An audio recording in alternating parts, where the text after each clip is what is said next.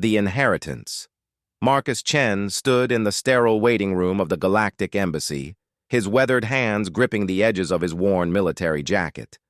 The scars on his face told stories of battles fought across 3 star systems, each one a reminder of humanity's bloody introduction to the galactic community. He had no idea why the Zeltharian king had summoned him here, 3 months after the old monarch's death. The embassy's crystal walls hummed with alien energy, casting strange shadows that made Marcus uncomfortable. He had spent 5 years fighting alongside and against various alien species during the frontier wars. Trust didn't come easily anymore, especially when dealing with beings whose motivations remained as alien as their biology. Veteran Chen? A tall, blue-skinned Zeltharian approached him, wearing the formal robes of the royal court. "I am Ambassador Thexalon. His Majesty King Vorthak left specific instructions regarding you in his final testament." Marcus raised an eyebrow. He had met King Vorthak only once, during the siege of Kepler Station. The old alien king had been leading a relief force that saved Marcus's unit from complete annihilation. They had shared maybe 10 words between them, mostly tactical communications during the heat of battle. "I don't understand," Marcus said, following the ambassador through gleaming corridors filled with floating holographic displays. "The king barely knew me." Ambassador Thexalon's gill slits fluttered in what Marcus had learned was the Zeltharian equivalent of a nervous laugh. "His Majesty had a unique way of judging character, Veteran Chen. He observed your actions during the siege, the way you stayed behind to evacuate wounded civilians, both human and alien, while your own position was being overrun. He was impressed." They entered a vast chamber with a domed ceiling that displayed the swirling patterns of Zeltharian space. In the center of the room sat a large containment unit, its surface covered in warning symbols from a dozen different species. The air around it seemed to shimmer with contained energy. "What's in there?" Marcus asked, though part of him dreaded the answer. "Your inheritance," Thexalon replied, producing a crystalline datapad. "King Vorthak has bequeathed to you his personal companion, a creature known as a Fenraki. In your human mythology, you might call it a wolf, though that comparison barely scratches the surface of what this being truly is." Marcus stared at the containment unit. "A pet? The king left me a pet?" The ambassador's skin shifted to a darker shade of blue, indicating discomfort. "Not a pet, Veteran Chen.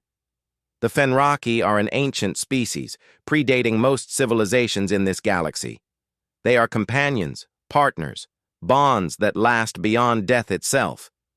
This particular Fenraki, known as Grimjaw, has been in the royal family for over 3 centuries. Then why give it to me? Shouldn't it go to the new king?" Thexalon's expression grew troubled. "King Vorthak's son, the current ruler, has made his feelings about the Fenraki quite clear. He considers them relics of a barbaric past, too dangerous and unpredictable for modern civilization. There have been incidents. The new king intended to have Grimjaw terminated immediately upon his father's death." Marcus felt a chill run down his spine. He had seen enough senseless killing during the wars. The idea of executing a creature simply because it was inconvenient didn't sit well with him. "King Vorthak believed you would understand Grimjaw," the ambassador continued. "Both of you are warriors who have lost everything, yet continue to fight. Both carry scars from battles that others prefer to forget." The containment unit suddenly pulsed with red light, and a low growling sound echoed through the chamber. Marcus stepped closer, peering through the transparent sections of the container. What he saw took his breath away. The creature inside was massive, easily the size of a small horse.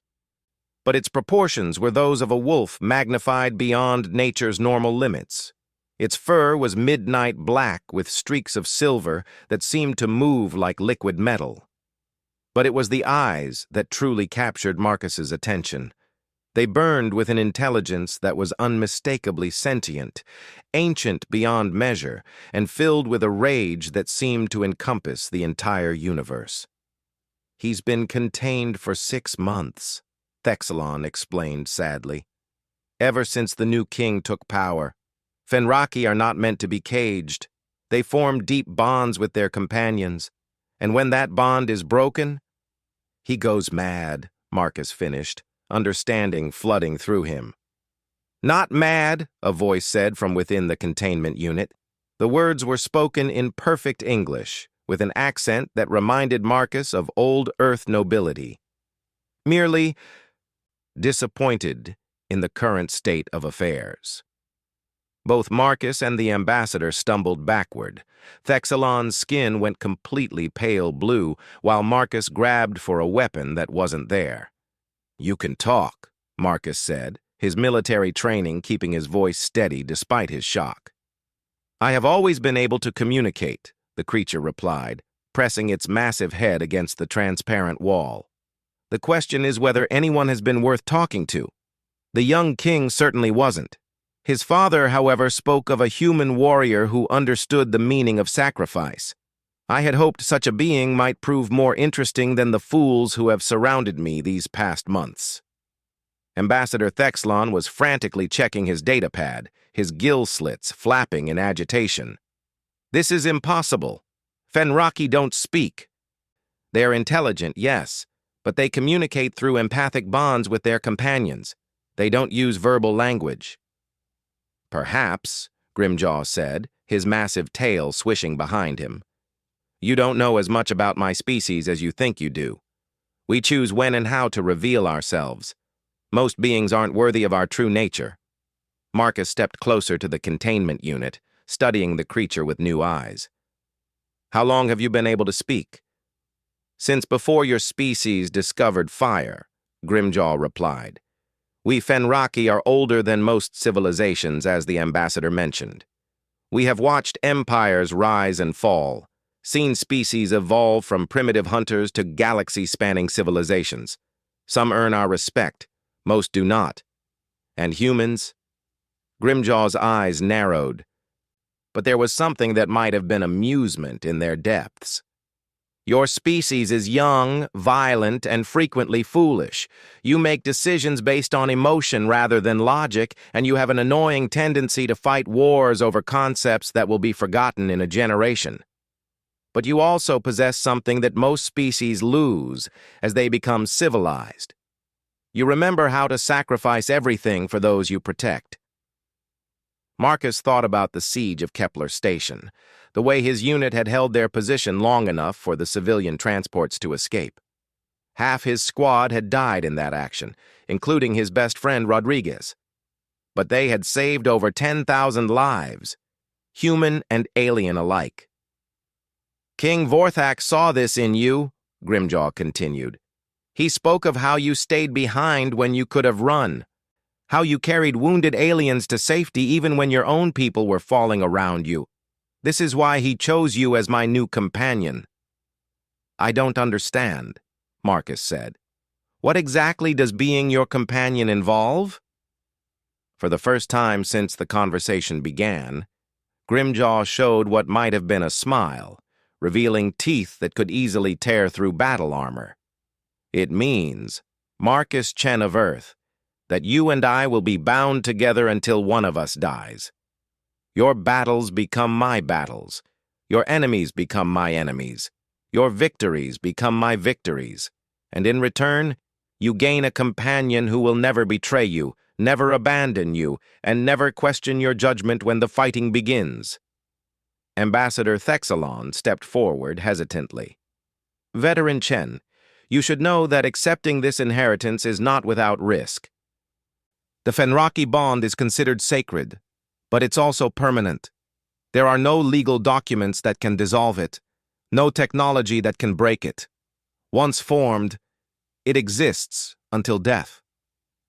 Marcus looked between the ambassador and the massive wolf creature. His life on Earth had been empty since returning from the wars. His marriage had ended, his career in shambles, and he had been drifting from one meaningless job to another.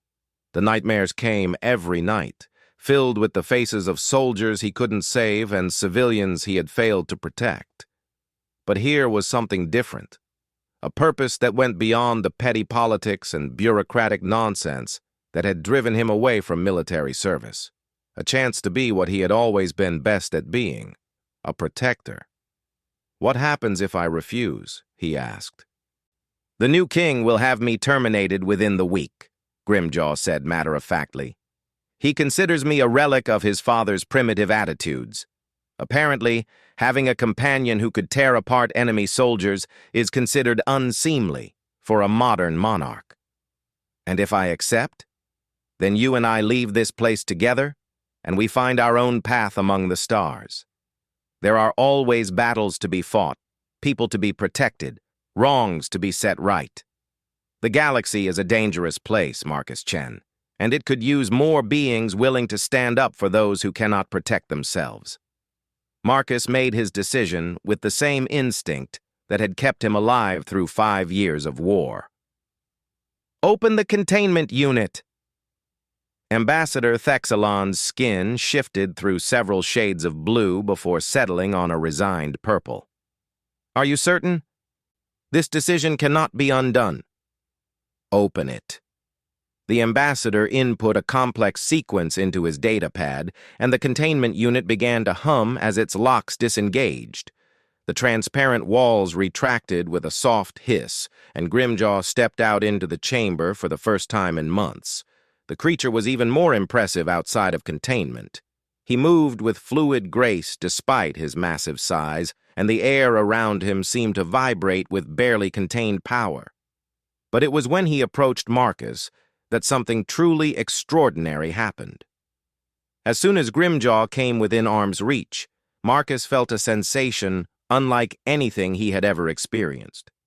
It was as if a door had opened in his mind, allowing him to sense the creature's emotions and thoughts as clearly as his own. The rage was still there. But underneath it was something else, a deep loneliness that Marcus recognized because he carried the same burden. "The bond is forming," Grimjaw said, his mental voice now echoing alongside his spoken words. "Do not fight it." Marcus didn't fight it. Instead, he reached out and placed his hand on Grimjaw's massive head, feeling the warmth of the creature's fur and the steady pulse of his heartbeat.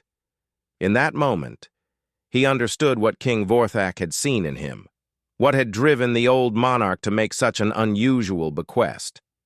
They were both warriors without wars, protectors without anyone left to protect, survivors carrying the weight of all those they had failed to save. But together, they might find a new purpose among the stars. The first hunt, 3 weeks after leaving the Zeltharian embassy, Marcus Chen found himself standing on the observation deck of a freight hauler bound for the Outer Rim territories. The stars stretched endlessly before them, but his attention was focused on the massive form of Grimjaw, who lay curled near the ship's environmental controls like some ancient guardian statue. The bond between them had grown stronger each day. Marcus could now sense the Fenraki's moods and intentions as clearly as his own, while Grimjaw seemed to understand Marcus's tactical thinking with an intuition that went beyond mere animal instinct. They had become partners in a way that Marcus had never experienced, even during his closest friendships in the military. "You're thinking too loudly," Grimjaw said without opening his eyes. The mental voice carried a trace of amusement that made Marcus smile despite himself. "Sorry. Still getting used to this whole mind link thing." "It's not a link," Grimjaw corrected, finally opening his burning amber eyes. "Links can be broken. This is integration. Your thoughts, your instincts, your very essence becomes part of mine, and mine becomes part of yours. In time, you'll understand the difference." Marcus was about to respond when the ship's communication system crackled to life. Captain Jorvik, a grizzled Altarian with cybernetic implants covering half his face, sounded troubled. "Chen, get up to the bridge. We've got a situation." Marcus and Grimjaw made their way through the narrow corridors of the freight hauler. The other passengers gave them a wide berth, their eyes fixed on Grimjaw with expressions ranging from curiosity to outright fear. Word had spread quickly that Marcus was traveling with a Fenraki, and most species in the galaxy had at least heard stories about the ancient wolf creatures. The bridge was cramped and cluttered with outdated equipment that Captain Jorvik somehow managed to keep running through sheer stubbornness. The view screen showed a small space station hanging in the void ahead of them, but something was clearly wrong. The station's running lights were dim, and several sections showed signs of damage. "Mining Station Epsilon 7, Captain Jorvik explained, his mechanical voice modulator giving his words a harsh edge. "They missed their scheduled check-in 3 days ago. Company wants us to dock and investigate before we continue to our destination." Marcus studied the station through the view screen. His military experience immediately identified the signs of conflict. Blast scoring on the outer hull, disabled defensive turrets, and what looked like forced entry points on multiple airlocks. "Pirates?" he asked. "That's what I figured," Jorvik replied. "But here's the strange part. I'm picking up life signs on the station. Faint, but definitely there. If it was a simple pirate raid, they would have either taken everyone or killed them. They don't usually leave survivors." Grimjaw padded onto the bridge, his massive form barely fitting through the doorway. The Fenraki's enhanced senses had already picked up something that the ship's instruments couldn't detect. "There's something else," he said, his mental voice carrying an edge of concern. "The scents are wrong. I can smell fear, pain, and something else, something that doesn't belong on a human mining station." Marcus felt his battle instincts stirring.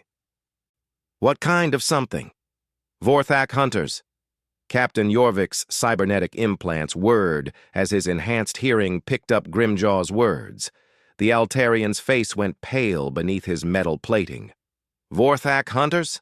Those are just stories, legends used to scare new spacers." Grimjaw's lips pulled back in a snarl, revealing teeth that could shred battle armor. "I assure you, Captain, they are quite real.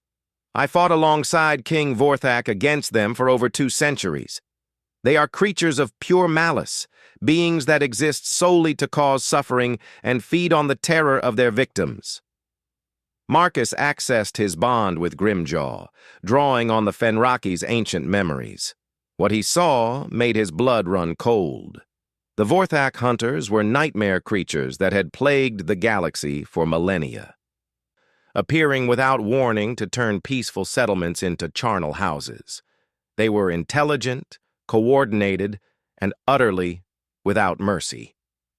"We need to get down there," Marcus said, his voice carrying the authority of a man who had led soldiers into impossible battles. "If there are survivors, they won't last long." Captain Jorvik shook his head. "This isn't our job, Chen. I'm a freight hauler, not a military vessel. We should report this to the nearest naval base and let them handle it." "The nearest naval base is 6 days away," Marcus replied. "Whatever survivors are down there won't have 6 hours, let alone 6 days." "This isn't your war anymore," Jorvik argued. "You're retired, remember? You don't owe these people anything." Marcus felt Grimjaw's agreement flowing through their bond. The Fenraki's predatory instincts were fully awakened now, recognizing the presence of ancient enemies.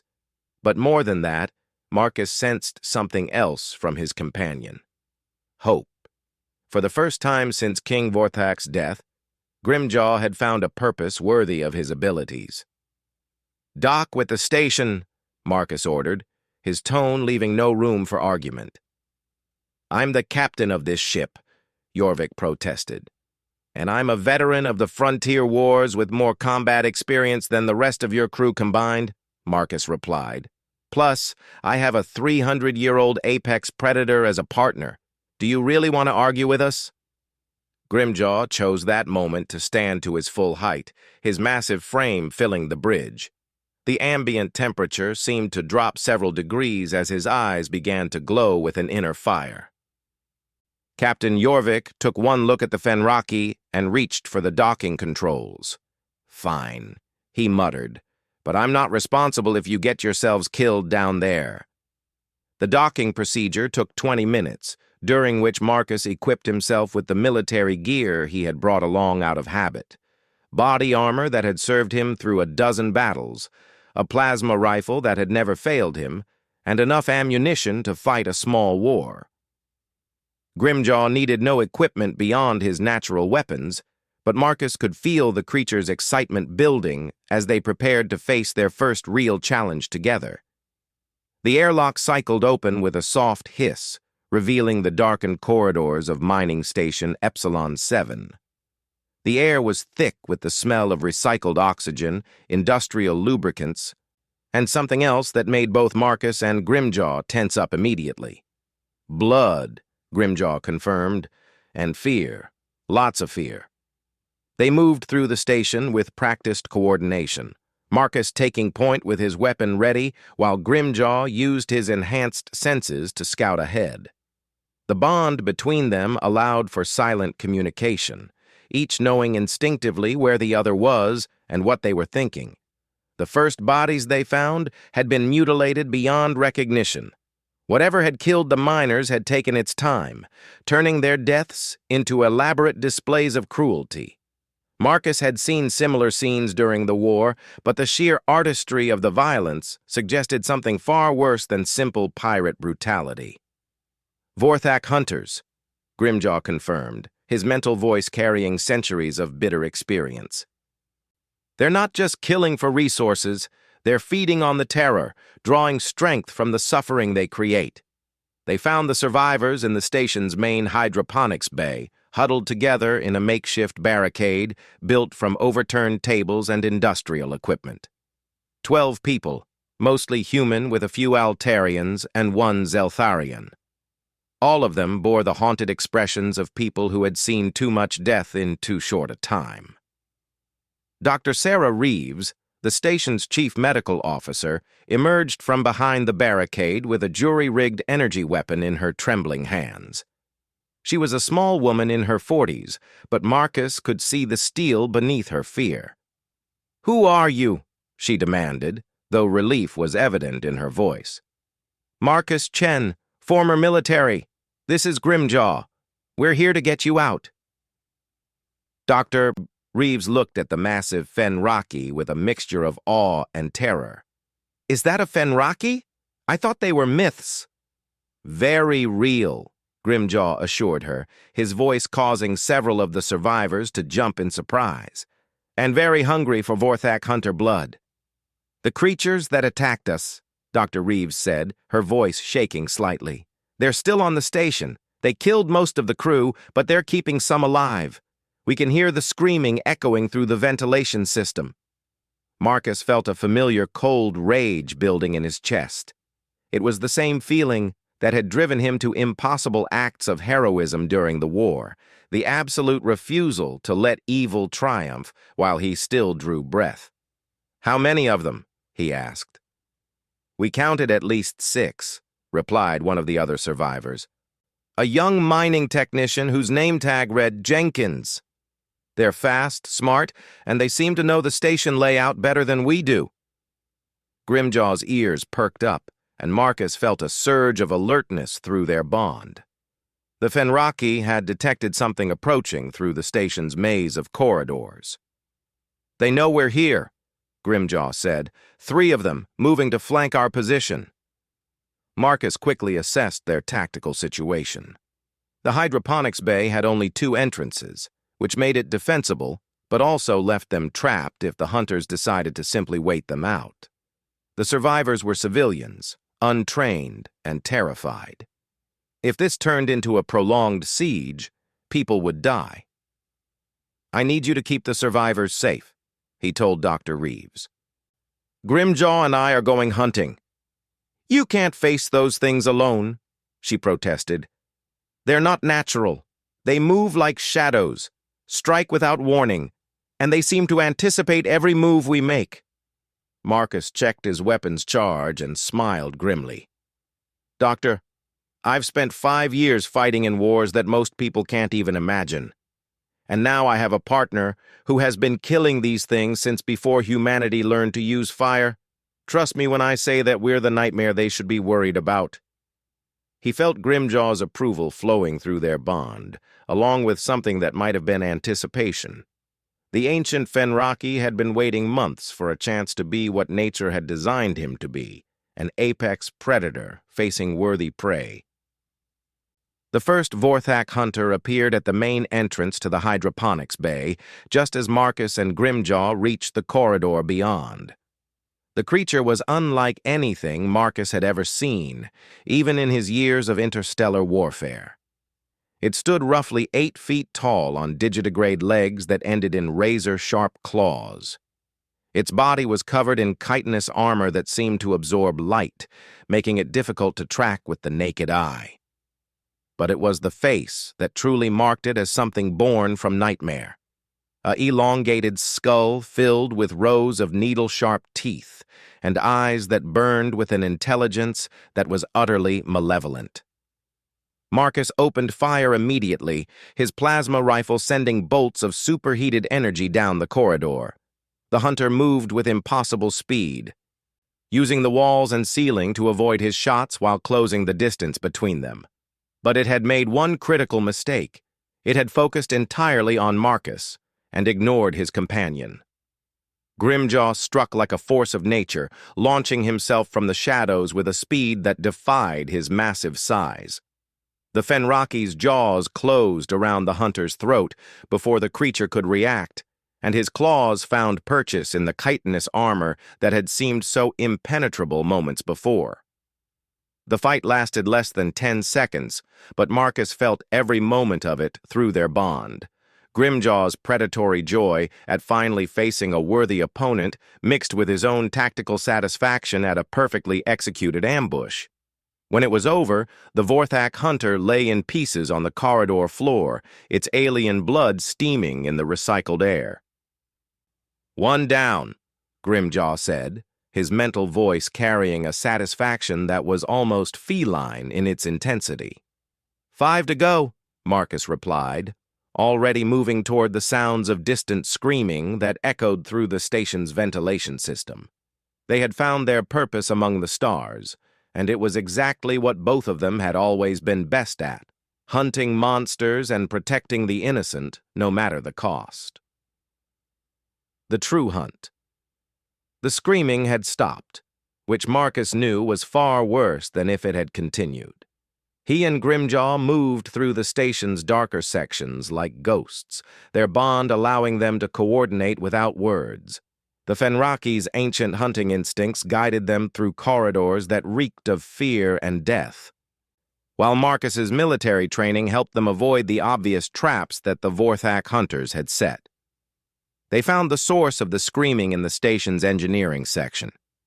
3 miners hung suspended from the ceiling by some kind of organic webbing, their bodies bearing the marks of systematic torture. 2 were already dead, but the third, a young Altarian named Kex, was still breathing weakly. "Bait," Grimjaw growled, his mental voice carrying both rage and tactical awareness. "They want us to try to rescue him." Marcus could feel the trap without needing to see it. The engineering section was a maze of pipes and machinery that provided perfect cover for ambush predators. The Vorthak hunters would be waiting in the shadows, ready to strike the moment he exposed himself. But through their bond, Marcus also felt something else from Grimjaw, a plan that was as cunning as it was ruthless.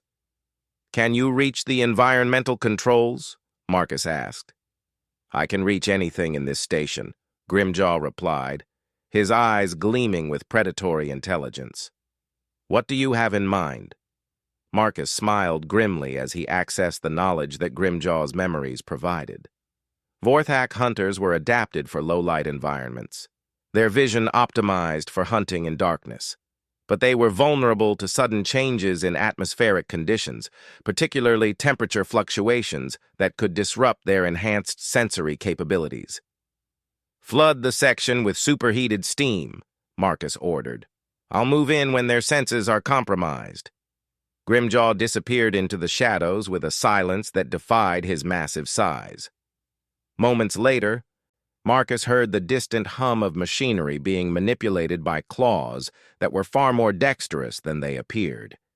The engineering section's emergency vents suddenly opened, releasing clouds of scalding steam that filled the air with a thick white fog.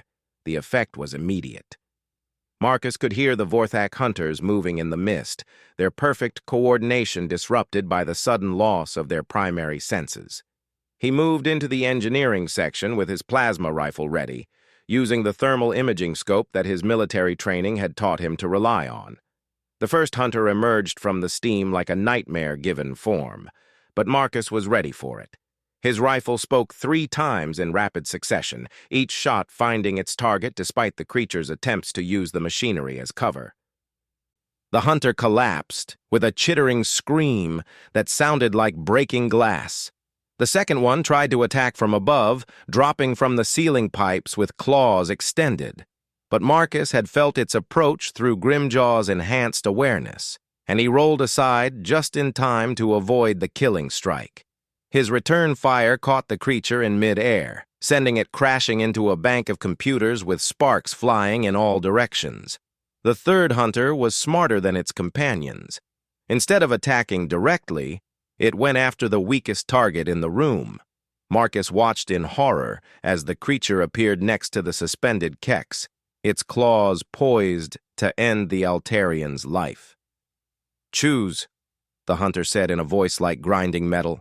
"Your life for his. A fair trade." Marcus had faced this kind of decision before, during the siege of Kepler Station.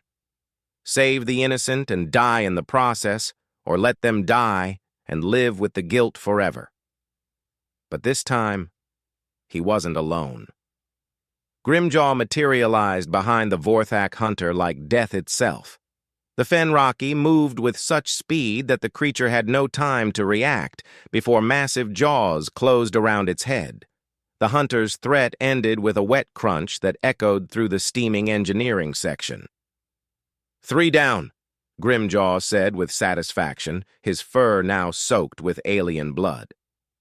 Marcus cut Kex down from his bonds, checking the young Altarian's vital signs while scanning the area for additional threats.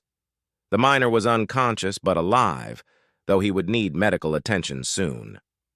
2 left, Marcus said, hefting Kex over his shoulder. "Where are they?" Grimjaw's enhanced senses were already tracking their remaining enemies. "The station's command center. They're not hiding anymore. I think they're preparing something." Marcus felt a chill that had nothing to do with the cooling steam around them. If the Vorthak hunters had stopped playing games and retreated to the command center, it meant they were planning something far worse than simple torture and murder. They made their way through the station's central hub, moving quickly but carefully. The command center was located at the station's heart, surrounded by multiple layers of security barriers and emergency bulkheads. It was designed to be the most defensible position on the entire facility, which made it perfect for a last stand. The blast doors to the command center stood open, which immediately set off every tactical alarm in Marcus's mind. Vorthak hunters were many things, but they weren't careless. If the doors were open, it was because they wanted Marcus and Grimjaw to enter. "It's a trap," Grimjaw confirmed, though his mental voice carried more anticipation than concern. "Of course it is," Marcus replied. "The question is, what kind of trap?" They found their answer as soon as they stepped through the blast doors. The command center had been transformed into a nightmare tableau, with the bodies of the station's command crew arranged in ritualistic patterns around a central console. But it wasn't the dead that made Marcus's blood run cold. It was what the 2 remaining Vorthak hunters were doing to the living. The station's captain, Commander Sarah Walsh, was suspended above the main computer terminal by the same organic webbing they had seen earlier. She was conscious, her eyes wide with terror as one of the hunters worked at the command console with disturbing familiarity. The creature's claws moved across the controls with practiced ease, accessing systems that should have been impossible for it to understand. "Human," the hunter at the console said without looking up. "You arrived just in time to witness the true purpose of our visit." The second hunter stepped into view, and Marcus immediately understood why these two had survived when their companions had fallen. They were different from the others, larger and more heavily armored, with cybernetic implants that glowed with malevolent energy. These weren't just predators, they were leaders. Commanders who had turned hunting into an art form. "We are not mere raiders," the first hunter continued, its voice carrying an intelligence that was terrifyingly human in its clarity. "We are harbingers. This mining station produces rare elements that are essential for interstellar communication networks. By destroying it, we create a communications dead zone that will take months to repair." Marcus felt understanding dawn with horrible clarity. "You're cutting off communications between the inner worlds and the outer rim." "The first step in a much larger plan," the second hunter confirmed. "While the major powers struggle to maintain contact with their frontier settlements, we will be free to harvest entire colonies without interference. Thousands of beings will die in exquisite agony, their terror feeding our kind for generations to come." Commander Walsh tried to speak, but the webbing around her throat made words impossible.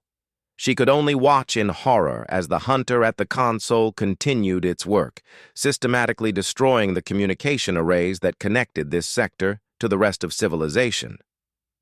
Marcus raised his rifle, but the second hunter moved with lightning speed to place itself directly behind Commander Walsh. One wrong shot and he would kill the person he was trying to save. "You face the same choice as before," the hunter taunted. "Save one life and doom thousands, or let her die and perhaps stop our greater plan. What will it be, human warrior?" But Marcus was no longer thinking like a human warrior. Through his bond with Grimjaw, he was thinking like something far older and more cunning. The Fenraki's ancient memories provided tactical knowledge that spanned centuries of warfare against these exact enemies. "Grimjaw," he said aloud, knowing the hunters could hear him. "Remember what King Vorthak taught you about Vorthak hunters and their cybernetic implants?" The Fenraki's mental voice carried the weight of bitter experience. "They rely on their technology too much. Take out the power source and they become just another piece of meat." Marcus smiled grimly and raised his rifle, but instead of aiming at the hunters, he targeted the command center's main power coupling. His shot struck the heavily shielded conduit with pinpoint precision, sending a massive electrical surge through every system in the room. The effect on the cybernetically enhanced hunters was devastating. Their implants overloaded in cascades of sparks and smoke, sending them into convulsions of agony as their own technology turned against them. The hunter at the console collapsed with a scream that shattered the room's remaining displays, while the one threatening Commander Walsh stumbled backward with its coordination completely disrupted. Grimjaw moved like a force of nature unleashed. His massive form crashed into the first hunter with the impact of a meteor, teeth and claws tearing through cybernetic armor as if it were paper. The creature's screams echoed through the command center for exactly 7 seconds before ending in a wet gurgle. The second hunter tried to flee, its remaining implants sparking as it stumbled toward the emergency exit. But Marcus was already there, his rifle trained on the creature's center mass. "Wait!" the hunter gasped, its voice distorted by damaged vocal systems. "You don't understand. We are just the beginning. There are others, entire fleets of my kind moving toward human space. You cannot stop what is coming." "Maybe not," Marcus replied calmly. "But I can stop you." His rifle spoke once, and the last Vorthak hunter joined its companions in death. Commander Walsh was unconscious, but alive when they cut her down from the webbing. Marcus checked her vital signs while Grimjaw examined the damaged command console, his enhanced senses analyzing the extent of the sabotage. "The communication array is destroyed," Grimjaw reported. "But the main computer core is intact. If we can get it to the nearest naval base, they might be able to extract information about this larger plan the hunter mentioned." Marcus nodded, already thinking about their next moves. The fight was over, but the war was just beginning. Through their bond, he felt Grimjaw's complete agreement. They had found their purpose among the stars, and it was exactly what both of them had always been destined to become. They were hunters now, protectors of the innocent and enemies of those who would prey upon the weak. The galaxy was vast and dangerous, filled with threats that most civilizations preferred to ignore or deny. But Marcus and Grimjaw would be there, standing watch in the darkness, ready to face whatever nightmares emerged from the void. As they prepared to evacuate the survivors and return to Captain Jorvik's ship, Marcus felt a deep satisfaction flowing through their bond. King Vorthak had chosen well when he bequeathed Grimjaw to a human warrior. Together, they would continue the ancient Fenraki tradition of standing guard against the darkness, no matter how long the hunt might take. The inheritance had become something far greater than either of them had expected. It had become a partnership that would echo through the stars for years to come, a legend in the making of the human veteran and his ancient alien companion who refused to let evil triumph while they still drew breath. In the distance, other freight haulers were already responding to their emergency beacon, bringing help for the survivors and carrying word of the Vorthak threat back to civilization. But Marcus knew that the real battle was just beginning. Somewhere in the darkness between the stars, ancient enemies were stirring, preparing for a war that would determine the fate of every innocent life in the galaxy. He was ready for them. They both were.